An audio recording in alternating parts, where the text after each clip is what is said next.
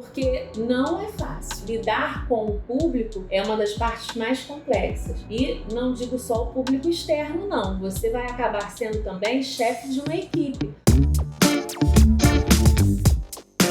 Olá, doutora Renata aqui novamente, para falar um pouquinho sobre o foco na carreira em odontologia. Esse foco da sua carreira, ele deve começar desde o momento em que você optou por essa profissão. A gente, quando entra na faculdade de odontologia, a gente demora um pouco até ver alguma coisa sobre dente. O primeiro ano, basicamente, ele é muito generalista, mas é interessante que você venha se informando sobre o decurso da sua carreira desde o início. Por quê? Porque existem algumas possibilidades para o dentista após a formatura. Ele pode ser um profissional liberal, empreendedor, dono do seu consultório.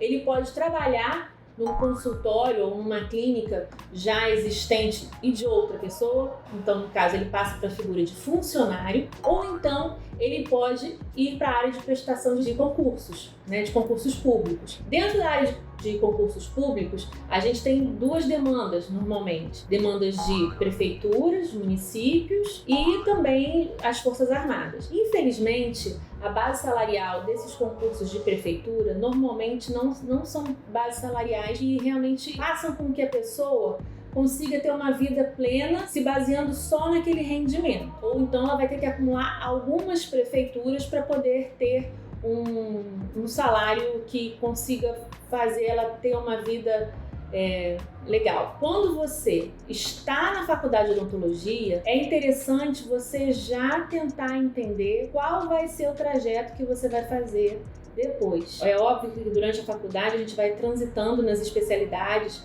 A cada semestre a gente vai, a partir do segundo ano, a gente vai entendendo um pouco mais como funcionam essas especialidades dentro da odontologia, então odontopediatria, ortodontia, cirurgia, e é claro que vai ter uma ou outra que você vai se identificar mais, mas não é só você imaginar em qual especialidade você gostaria de atuar mais. Eu estou falando de uma outra coisa, eu estou falando da sua carreira, um plano de carreira. Ser um especialista de X, Y, Z é uma questão.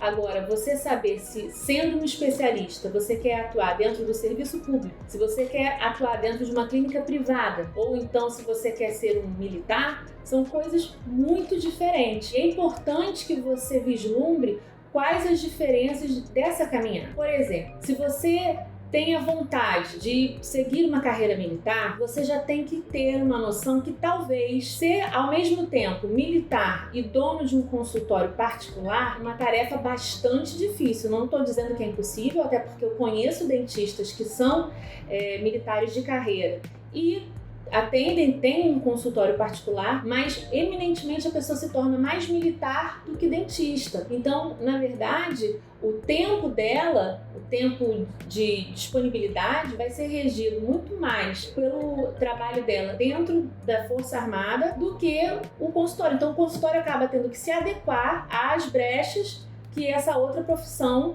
que a pessoa abraçou, vai dando. E muitas vezes fica difícil conciliar um consultório particular com uma carreira militar. Até porque muitas vezes a carreira militar, ela demanda que você se mude, vá para outra região. E a gente sabe que a odontologia é uma profissão onde você tem que construir uma base de clientes. Teoricamente, você tem que fazer raiz em algum lugar. Ficar indo para um ponto, para outro, você acaba não fidelizando clientes. Então, quando você está fazendo essa opção, você tem que ter em mente que talvez ser um profissional liberal, particular, só depois que você tiver acabado, encerrado a sua carreira militar. Em relação aos concursos públicos de prefeitura, que são os outros tipos de concurso público que a gente tem. Se você olhar dentro desses sites que tem, que disponibilizam, inclusive, assim, um calendário dos concursos, olhando lá a base salarial, você vai perceber que a base salarial, na maioria dos municípios, infelizmente, é uma base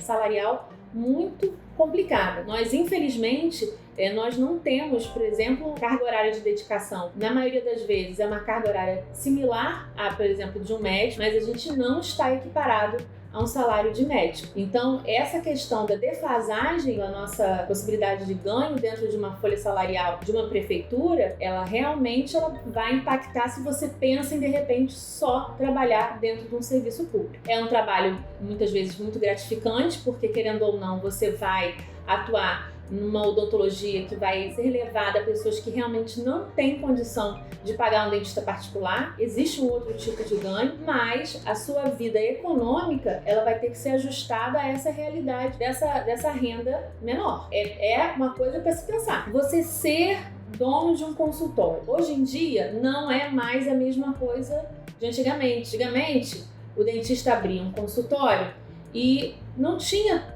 tantos dentistas nas cidades assim. Então, a concorrência não era tão grande. Então, abrir um consultório e começar a ter clientela era uma coisa que ia fluindo com o passar do tempo. Hoje em dia, para você montar um consultório, se você tem essa vontade, então, de ter o seu próprio negócio, é importante que você entenda isso como realmente um negócio. Em que sentido? É uma empresa.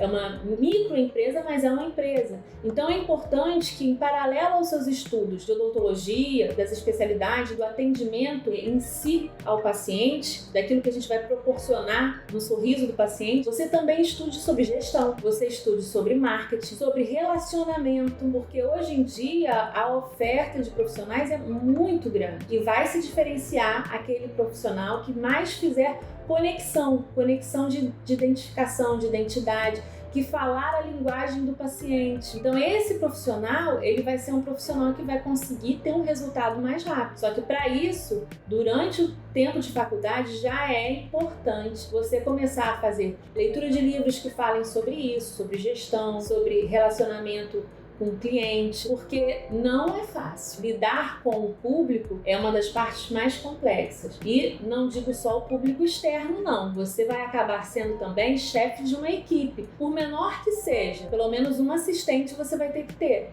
Então, gerir pessoas também é um outro passo difícil que a gente muitas vezes não tem preparo na faculdade. A nossa profissão é eminentemente técnica. Então, se você está pensando em montar um consultório ao final da sua faculdade, já vá começando a se preparar para essas várias outras atribuições que você vai ter que ter, que não é a função principal, né, que é a saúde bucal, mas também uma função de gestor. A cabeça fica realmente confusa com isso tudo.